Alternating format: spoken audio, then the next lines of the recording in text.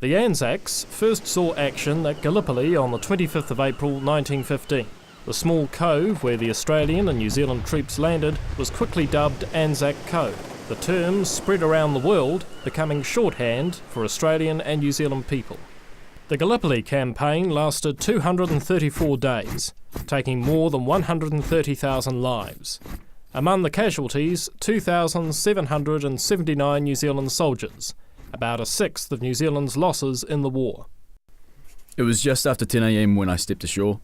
A few dead and many wounded men lay on the beach waiting to be attended to by the ambulance. Was I frightened?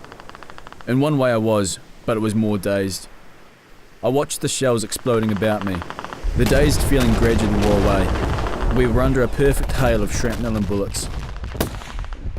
I would jump up, run about 10 yards, and then dive under a bush or behind a small ridge. Then the bullets would fly, for some snipers would be busy. The conflict in Gallipoli is widely considered a military failure, but still the New Zealand government pressed forward with their support of the war.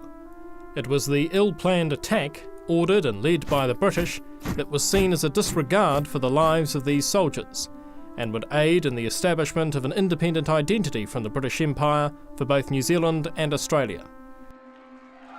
Protests marred the passage of the Military Service Act, and between 6,500 and 8,000 people were charged with refusing military service, desertion, or failing to enrol for conscription.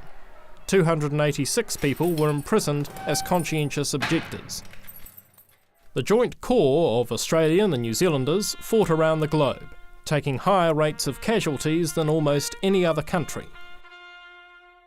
Anzac soldiers being considered some of the fiercest and willing troops and the highest paid soldiers of the Allied forces. The war has solidified the bond between Australia and New Zealand to this day.